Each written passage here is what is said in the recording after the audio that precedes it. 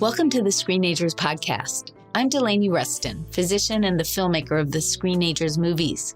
Today we're talking about a hard topic, important yet hard, and it has to do with teens and racist activities online. I have the good fortune of interviewing journalist and New York Times best-selling author Dashka Slater about her latest book called Accountable, which is the true story of a racist social media account and the teenagers whose lives it changed. Through this complex and emotional story, we will gain practical insights on discussions we can have with youth about these subjects and tools we can give them to help them in their own lives. Before we start, do know that we talk a little bit about specific racist posts. So if you plan to share this episode with your child, you may want to listen to it and decide if it's appropriate for them. Also note that Dashka uses pseudonyms, i.e. fake names, when she refers to specific students in the episode. I want to start with asking what's happening around the country in terms of online blow-ups with racism. Well, this is really an epidemic. I get a Google alert every day that has a couple of different incidents. Some are online, some are offline. And at the same time, as I travel around going to schools, I tend to ask, is there an incident that has happened at your school? And often they'll say, oh, no, nothing like what was in your book. And I'll say, okay, but has there been an incident? And they're like, oh, yeah, I've got somebody in the principal's office right now. So, Okay, let's dive into the story. Can you summarize this incredible work that you have done to bring forward a really complex story in your amazing book, Accountable? Accountable follows the origins and the impacts of a racist Instagram account at a high school in Albany, California. And it follows it from the perspective of both the people who were targeted by the account, who are mostly Black girls, and from the perspective of the person who made the account, who was a Korean American boy, and some of the followers of the account who were white, Asian, Latinx, Middle Eastern kids who were in some way, friends or acquaintances of the person who made the account. Mm-hmm. And what happened? So much happened. One of the interesting things is that all of these kids were friends. Some of them were close friends that spent weekends doing sleepovers at each other's homes. Some of them were more distant acquaintances or even didn't really like each other very much, but they'd all grown up together. They knew each other. And near the start of the book, you follow the moment of the account's discovery when two girls who were friends with one of the boys who followed the account were hanging out together on the weekend, and the boy showed the girls this account that they didn't know about. It was a secret account. And they were obviously very upset. One of them was pictured on it with a noose drawn around her neck. The posts on the account were extremely racist and extremely upsetting. Images of nooses and lynchings and in extremely racist language. Was it primarily their friends being shown in these really awful kind of depictions? Actually, no. There were a few that were targeting particular people, mostly girls. But there were others that were just kind of generically racist. Mm-hmm. Jokes about using the N-word, that kind of thing. Mm-hmm. So it was both, but there were a few girls who were repeatedly pictured. One of them is Andrea in the book. And there was kind of a beef between her and Charles, who created the account, really quite one-sided. It was really his beef with her. And so there's a lot about her. As the news of this account spread, first among Black girls and their friends, and then it went to the administration, which began to investigate. The police were called. They began to try and decipher who the screen names were and call in the students who had followed the account. It very quickly blew up into a school-wide scandal. And as time progressed, the school, in trying to solve the problem, ended up stirring it up even more through an extremely misguided mediation session in which both sides were put in a room with the girls who had been targeted by the account and their friends. And neither side was at all prepared for how to face each other in the wake of this extreme betrayal. As their meeting went on, the boys were insufficiently apologetic, kind of wanted to explain that they hadn't made the account. The girls did not care about these layers of responsibility at all. They wanted to talk about what it was like to discover that your friends are posting racist things about you behind your back. And this complete failure of anybody to understand the experience of the other, particularly for the boys to understand the experience of the girls, got things very, very heated in the room and ended with the boys being marched out in front of a demonstration of students that was coincidentally happening just outside the mediation room. And things got worse from there.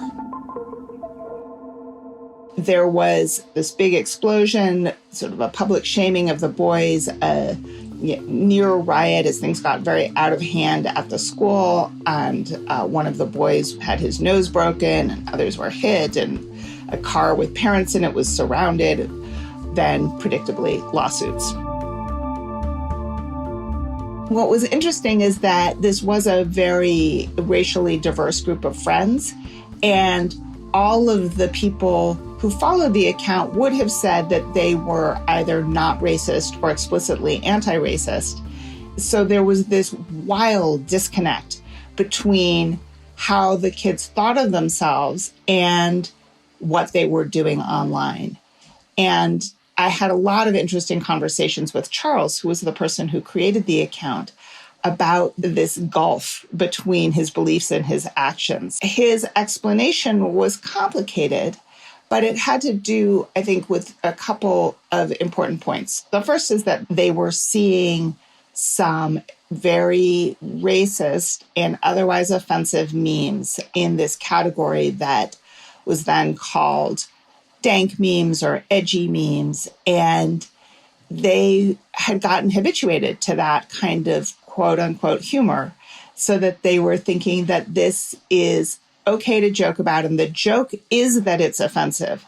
It's funny because it's so beyond acceptable. As kids, they are thinking they're fully capable of walking that line, not understanding what the origin of that humor is. The memes that they're seeing having come from some pretty bad actors out there, and having an express interest in radicalizing young people. They're not aware of that. They just show up. They're seeing it on places like Reddit, on almost every platform, this kind of humor. And the magic of algorithms is that the more you interact with something, the more you see it. And the more you see it, the more normal it begins to seem. Absolutely. And then video games. I think that where video games really comes in is in the language that is used. When I go to high schools, I ask kids to raise their hand if they have heard slurs while playing video games. And if they have played a video game, an online multiplayer situation like Call of Duty, they absolutely have heard racial slurs and homophobic slurs, because that is just part and parcel of the language of gaming. And I think one of the things that's difficult is what to do in that situation. When my kid was a young teen playing video games and asked for a mic, I had no idea what was going to be coming through that headset. And since it was going into his ears and not into the room, I had no idea what he was hearing. But we've since talked about it. And of course, he was hearing all that stuff. And part of the job of parents is to know that that's happening and to talk to kids about that language and what they should do. It's a really difficult question because nobody wants to stop playing the game. If you're in the middle of the game, you are invested in the game. And just because some stranger uses words that are offensive, Like the idea of stopping in the middle of a battle is like the worst thing that they can imagine happening. Mm-hmm. They're in this box that they did not create. Yeah.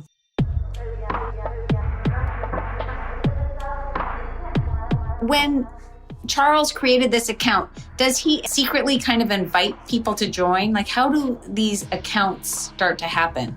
Yeah, so the account was made one afternoon when Charles and some of his friends were sitting around trying to crack each other up, and Charles makes a joke at the expense of a Black girl named Anna, who is one of his closest friends. And he gets a laugh from his friends, and because he's a kid who wants to be funny and is trying to figure out how to make the memes that he's seeing online. He wants to be like them, like these creators online who are funny. And so he makes the meme at Anna's expense right there in the grilled cheese shop using a picture of her taken from her Snapchat, and shows it to his friends, and they laugh, and he feels great because his friends think he's funny. And then one of them says, you should make an account just for these kinds of memes. So that's what he does. He makes the account right then, and they follow it right then. And then as time goes on, he tells somebody in his Mandarin class, oh, I have this this secret account, you should follow it, and so on. And so he gathers, at the end, there's 13 followers besides him.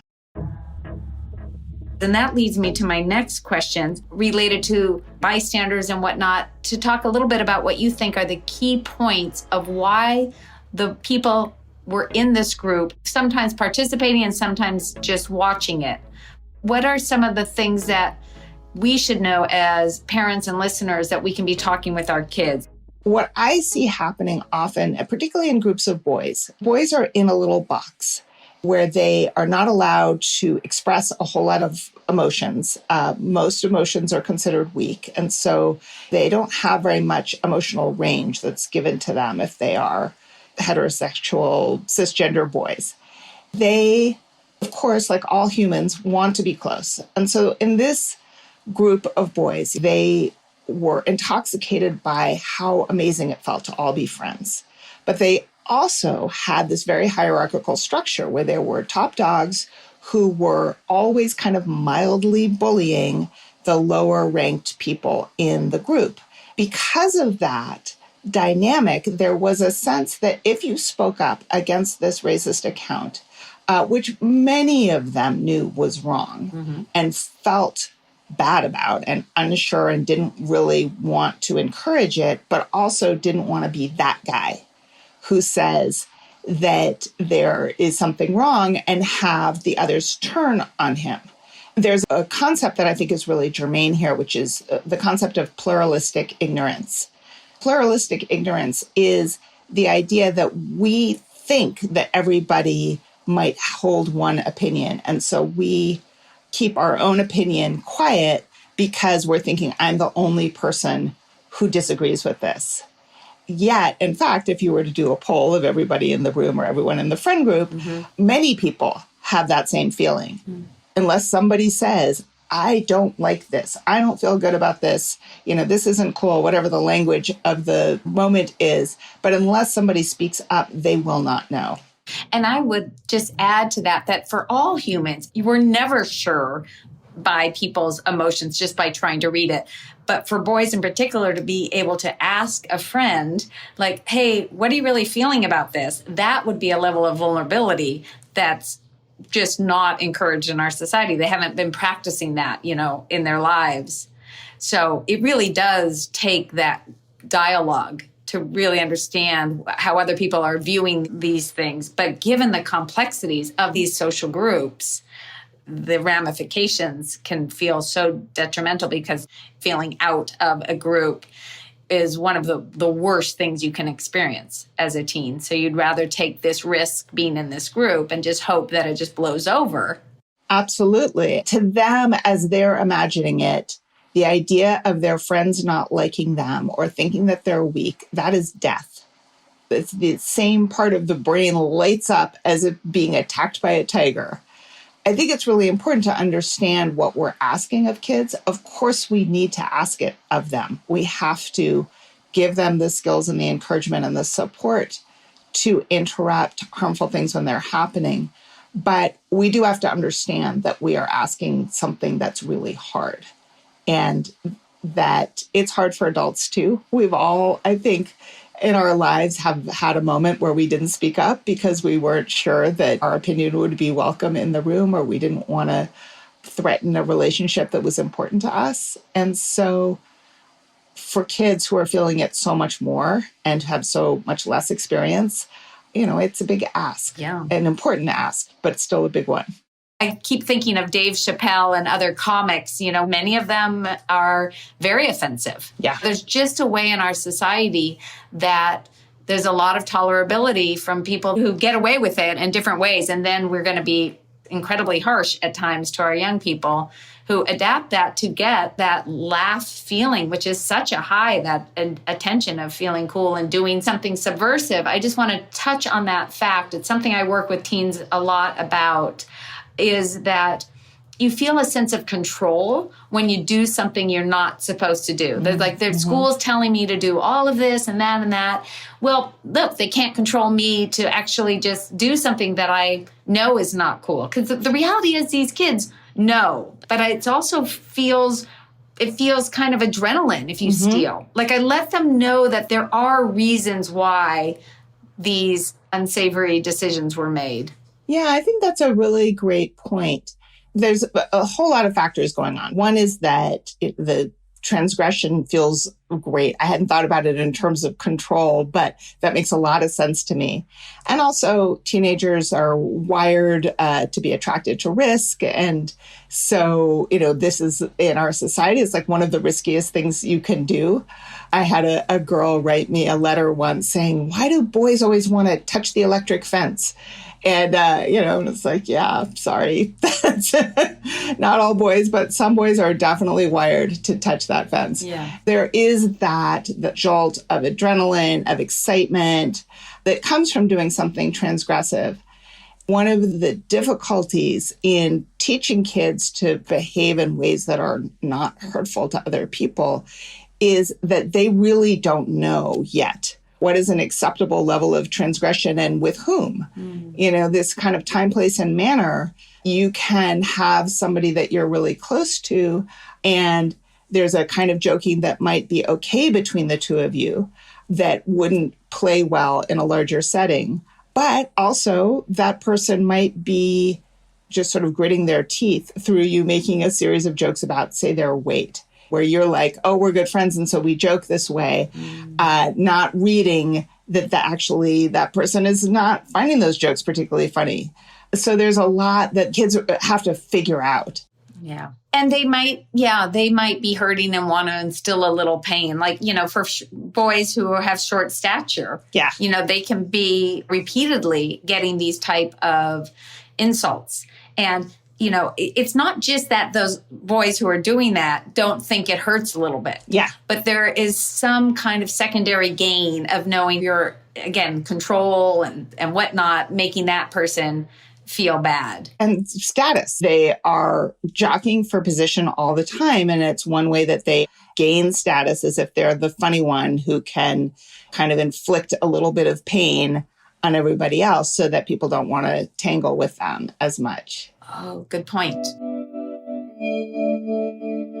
Okay, let's talk about the victims, the girls in particular who were recipients of that. And Andrea, can you say what the fallout was? Yeah, Andrea was a girl who was already in pain. She had lost her father just before the start of high school. And so she was already struggling with depression and anxiety and all the repercussions from having a major traumatic loss like that. Mm-hmm. And she was also a kid who did not put up with stuff that she didn't like. Charles and his friends were bullying her friend, Wyatt. And so all of that kind of led her to be the one who was targeted the most by the account. When she discovered that she had been targeted it was just such a massive blow to her, both because she was already vulnerable and because it seemed to sort of confirm all her fears that she already had about not fitting in. And so she struggled with major depression. She had a hard time going to school. And this was true across the board with the girls who were targeted, that they felt very disengaged from their school community. They had been photographed at school, so they felt like they were, like somebody could be photographing them at any time. And so very adrenalized just walking into a classroom.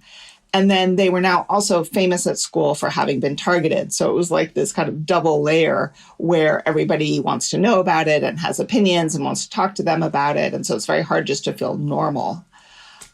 So Andrea began to really not go to school and just kind of wake up in the morning, start to get dressed, and then climb back into bed and spend the day in bed. Those are the major things that I saw across the board, but particularly with Andrea, just anxiety and depression, and this academic disengagement. And then for some girls, that also resulted in them beginning to struggle academically. Girls who had been doing very well in school suddenly had so much anxiety around the actual academic tasks that they were no longer able to do well in their classes.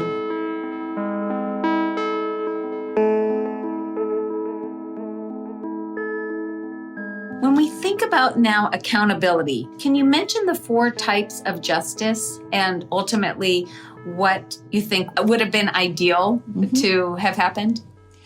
4 types of justice. So the justice that we are the most familiar with, because it's the one we use in our society, is punitive justice, which is, an eye for an eye, a tooth for a tooth, do the crime, then do the time. We respond to a misdeed by inflicting pain on the person who caused the harm.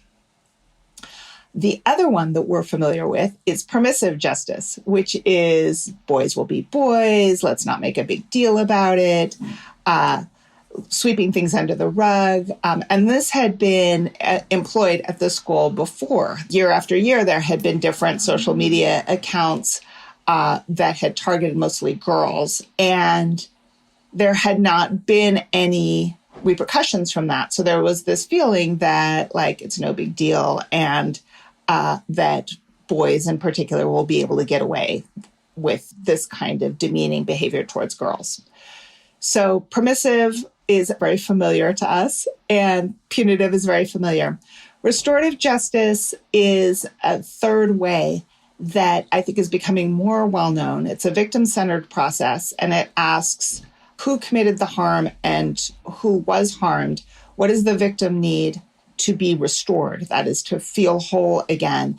And what does the person who caused the harm need to do to re-enter the community with a clean slate? And those are sometimes linked and sometimes not. Sometimes the victim wants an apology. Sometimes the victim does not want an apology. Sometimes the victim wants the person who harmed them to do specific things to kind of earn their way back. There are people working with both the person who was harmed and the person who caused the harm to help them figure out what they need to do and then to have some accountability on those steps. And then the fourth is transformative justice. And that looks beyond just the tight circle of the person who was harmed or the person who caused the harm to look at the surrounding community. What is going on in this community that paved the way for these harms to happen? And so in the case of a school, what seems relevant to me is, what is the school community like? What is the climate here? How many of these kinds of racist jokes are being made every day in the school by kids that are paving the way or creating a climate where this kind of humor is acceptable? And also just the milieu of their online lives. I mean, one of the campaigns we have away for the day is the idea of taking devices, cell phones, and putting them away for the day. It won't solve everything, but you're decreasing the amount of these possible interactions. In terms of what happened at the school, I know they brought in mediation, which should be a good thing to have mediation. And so I don't want to put that down. Mediation is bringing people together and having both sides really feel understood and feel safe that they can discuss things. It sounds clearly like they didn't prep so that they could really do this in a productive way. It's a story that I've heard a number of times since then. I think that restorative justice depends on whether you do it well. And it's a hard thing to do well. It's not one size fits all. It's not just call, the restorative justice hotline the moment there's a problem in your school and they'll come in and put out the fire and leave again. It is a cultural practice that should be part of how the school deals with all its problems, not just identity-based harm. The whole culture of the school has to accept that the way we deal with problems is we try to fix them rather than punish the person who caused the problem. If every time there's been a conflict in the school, every time there's been a fight or a student mouthing off to a teacher, expulsion and suspension are the way that it's dealt with. And then suddenly, when there's a problem around race or other marginalized identities, now we want to be restorative about it. Well, that's going to feel like BS to the people who are targeted. It's going to feel like they are not being taken seriously. Now we're about the healing. And so that's, again, it's a bigger ask to ask a school to really change the culture and think about how it can fulfill its mission to teach and educate students and help young people do better, become more empathic, more caring, better behaved, all of those things.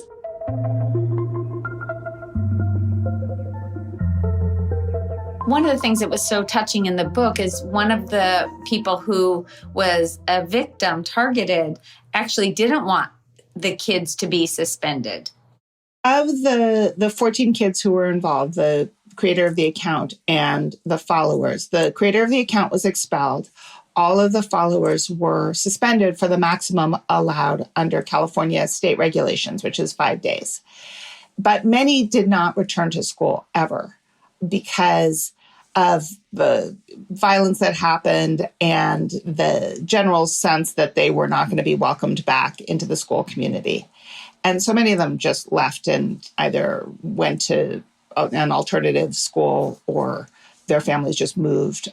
But what was interesting to me was that it never felt to the girls who had been targeted like enough had happened, which is what says to me that punitive justice is in the end hollow because trauma doesn't work like that. You don't just have all your pain go away when somebody else is also hurt. The girls needed so much more support and so many other things. When they tried to do the mediation and it didn't work, the boys were kind of brought out to the back and the students knew the mediation was going to happen. And there was a lot of students who actually got out there to yell at them.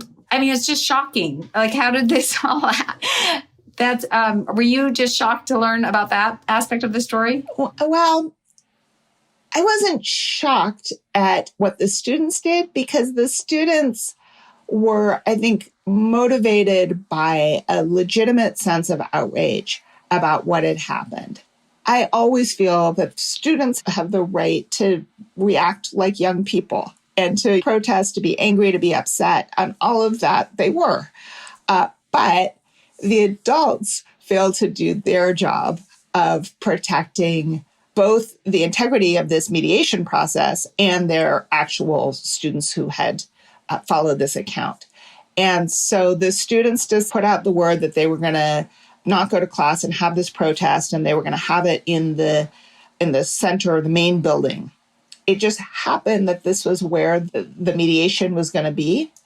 And the administration did not move the mediation, nor did they move the student protest. They could have done either one, but they didn't do either. They kind of just let these things unfold side by side. It started out as a silent protest, very peaceful, kids sitting cross-legged, not speaking. Some had signs, but mostly they were just quietly sitting there. When the account followers were brought out to stand in front of them, the idea was that it was supposed to stay silent, but of course it didn't because, the kids are emotional. And so they started yelling. Not everybody, but some of them were yelling insults and racist and, obscenities and so on. This was a moment when the adults could have intervened, but they did not.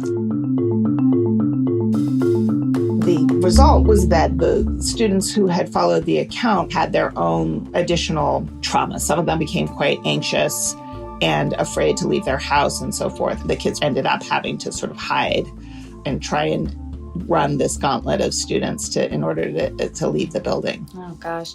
Were they protesting the fact that they were allowed to be back in school, or what were they protesting? They were protesting the return of the students from their suspensions. And they explicitly said, let's show them that they're not welcome, or we don't want racists in our school. They wanted to protest racism and stick up for their peers who had been targeted. Many schools that are committed to restorative justice do community building circles in their schools because you have to develop those relationships, that closeness and that shared practice before there's a problem. So that kids don't think when somebody hurts me, the solution is going to be that they are punished. That kids are instead thinking when somebody hurts me, the outcome that I want is that they don't do it again and they don't do it to anybody else. That is a big change because it's unfamiliar. It's not how we do anything else. But when it is taken seriously in a school, when that is the practice, I think it's a great gift to young people. One of the things that I often say to young people when I am presenting at their schools is I tell them, you are not perfect, but you are good. And I see kids well up when I say it because they're under so much pressure. They're trying so hard to be perfect. And they really need to know that they are going to fail in all kinds of different ways, including morally. They're going to hurt other people. They're going to be hurt. And that this is survivable, that it doesn't mean that they are a bad person. It means that they need to learn how to do something better, how to be a better communicator, how to be more thoughtful, different skills that they will develop, hopefully, over time.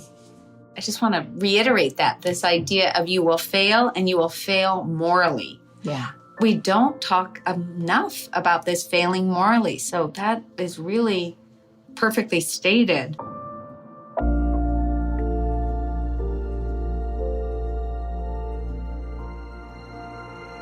Talking about Charles, what I thought was so poignant in the book is that he goes to, was it his sister's house, and he's with these teachers.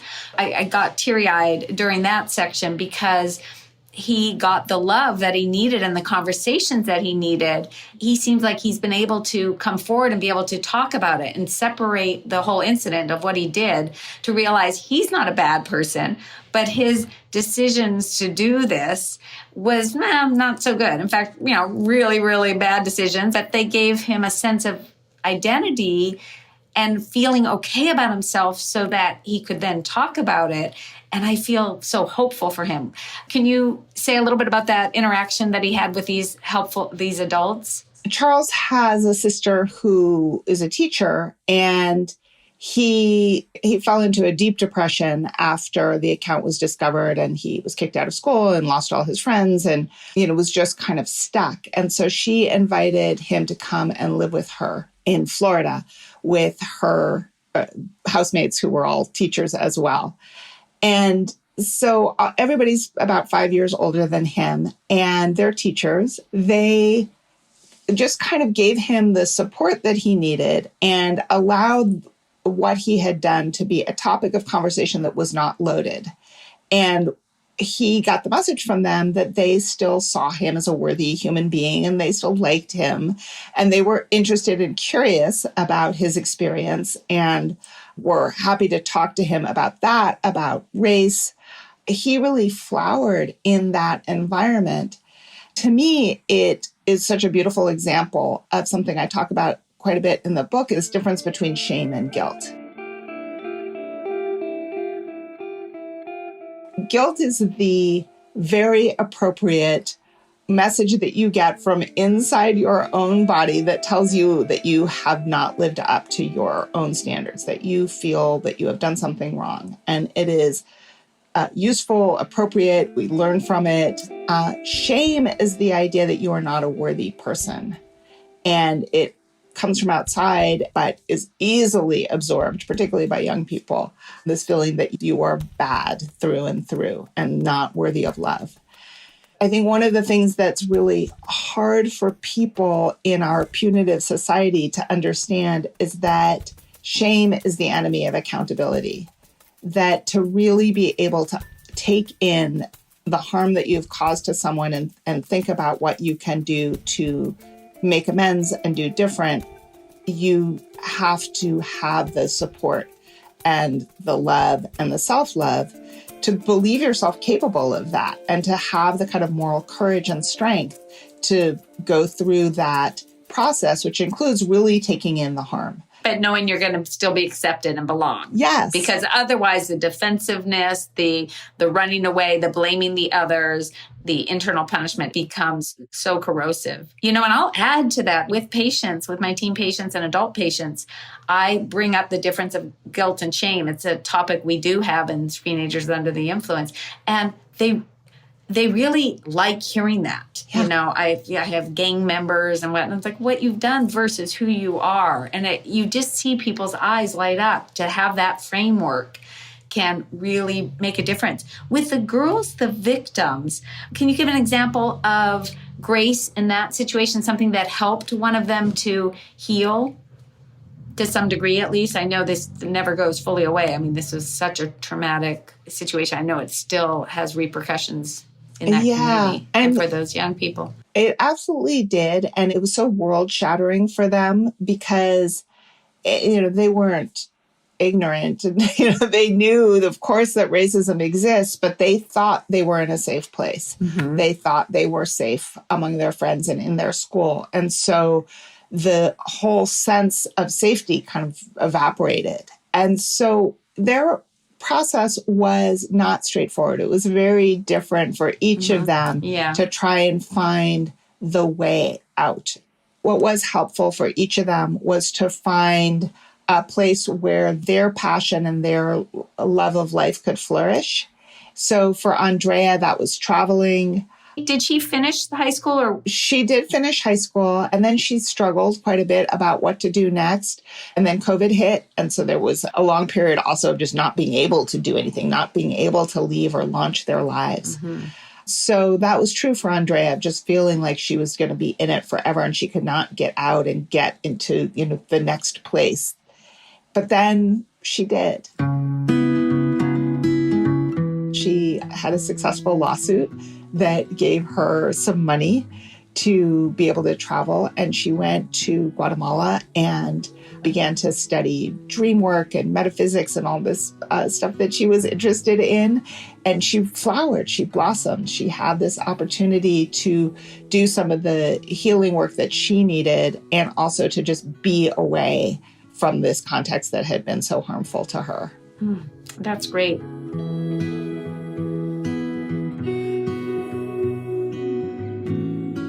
I can't express enough how powerful it would be for all parents to read this book with their teens. It's created to resonate with teens very much, the way that it's constructed.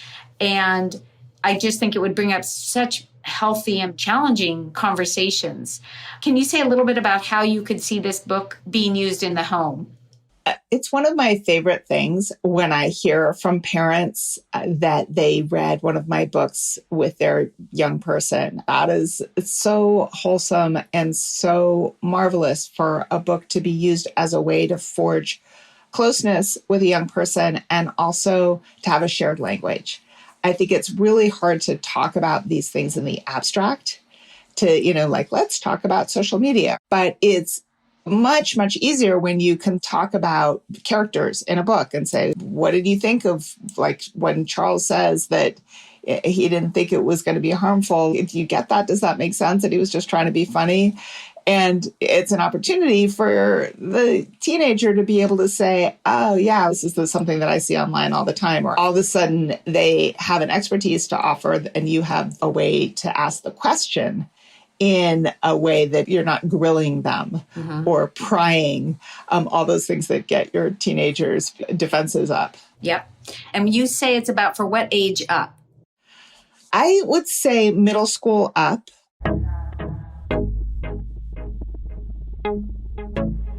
In addition to that, what are some key messages that parents can be discussing in general with their middle school and high schoolers, and even starting younger, of course, around race and identity? Understanding that how you experience the world is not necessarily how somebody else experiences the world. And this was a hard one for Charles because Charles is Korean American. He saw himself as a person of color, making jokes with and about other people of color. And it took him a while to understand that the Black experience and the Asian experience are different. And so this is a concept that kids of all different identities need to develop. Their experience, as valid as it is not the only one. So that's number one. Number two is that the internet is not a neutral space. There are forces that are pushing offensive content towards you with the express goal of trying to get you to be comfortable with offensive characterizations and to absorb offensive characterizations and stereotypes, and that it's not neutral. And the reason they do that, related to the incentive and structures, the more time on and the more offensive and the more drama related. Yeah. And so the way that these algorithms are designed, if you interact with something, you don't just have to like it or comment on it or follow the creator. If your eyes linger on it, it is there to absorb all of these behaviors. So if you scroll back, if you watch the video all the way to the end, all of that is information that the algorithm takes in to say, oh, you like this. Let me give you more of it. Or it got your attention. Yes. You might not like, you're not necessarily liking, but you're going, because drama, our brains get attracted to the negatives. Absolutely. Because that gets our attention. And then we get this emotional surge from that. And that makes us want to keep scrolling. And then related to then teens themselves, what are some take-home points? If you have a kind of a go-to phrase that you can deploy in the moment, because there's something that happens when somebody says something offensive where your mind just kind of short circuits. You're just like, did I just hear that right? All of your social instincts, mostly what we're trying to do is form connections with people. A lot of times, like by the time your brain has finished processing everything that's just happened, the moment is past, and you're like, wait, just what happened? I should have said something. So it helps to know what to say in that moment. And it can be very simple, like, I'm not cool with that. I don't agree with that. Dude, that crosses the line. Whatever it is, that's really messed up is the one that Charles, the creator of the account, suggested as something that he would have heard, he would have listened to. And so I think kids often think, I'm going to have to make a whole speech and I'm going to have to no, you can just say one thing. And that often is enough to bring somebody up short and also to give permission to the other people in the room who are suffering from pluralistic ignorance and let them know, oh, I'm not the only person who thought that was not okay. Yeah. And also thinking about the delivery of that, because I've been around teen boys where they'll say that, hey man, that's not cool, but there's a laughter in it. Right. So it can kind of get dismissed. I get it, because it's hard to be really serious, but to be talking with our teens as well, just about tone in general, this concept of saying one thing, but your body language is saying something else. How do you maybe say it a second time in a different place so they get that it wasn't just offhand, oh, uncool man. Yeah. And knowing also who to say it to, that you can sidebar with somebody after the thing has happened and find somebody who has some social power in your group, but who is kind of not somebody who's necessarily going to pick on you. And then I would say the other thing for teenagers is just to develop the critical skills to be able to think about, well, where is this coming from? Because they're bombarded with so much, particularly with videos that are designed to incite emotion. Often our critical skills leave us at that moment when we feel some kind of way about something. And so to be able to actually take a breath and then who is this? Who posted this? How do I know that what they're telling me is true? What's their agenda? All of that. Yeah.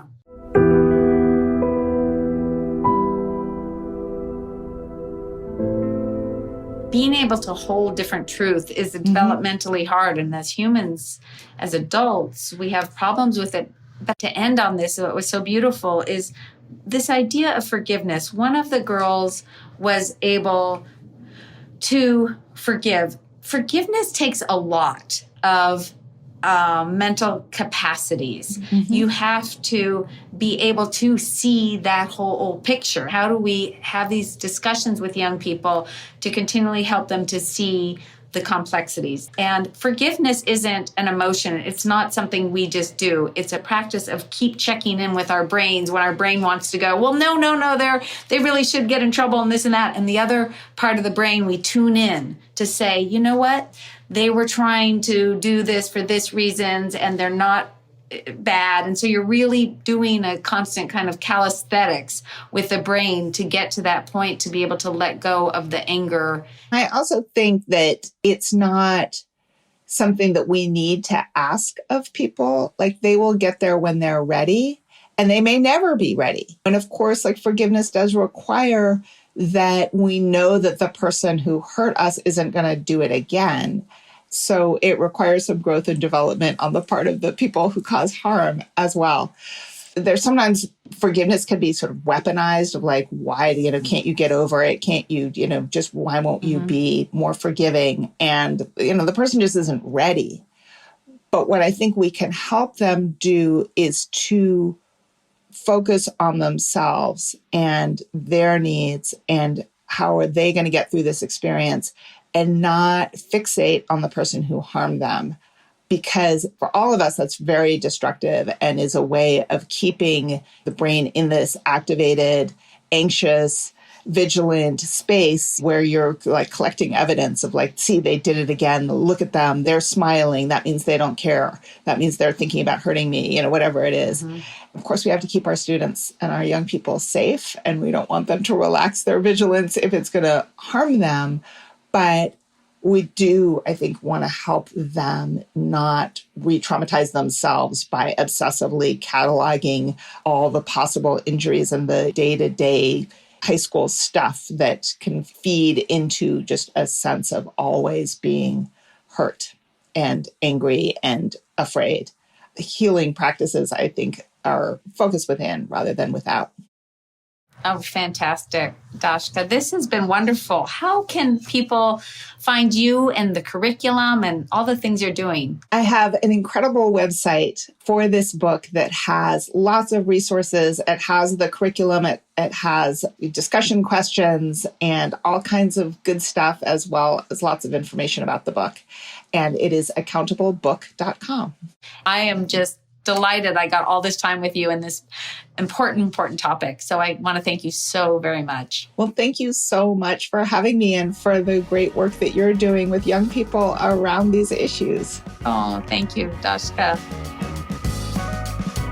That's it for this episode. But do check out Screenagersmovie.com, where you can learn about our 3 Screenagers movies, sign up for my weekly blog, and get all sorts of other parenting resources. Plus, you'll find the show notes with more information about the guests, the studies, and more.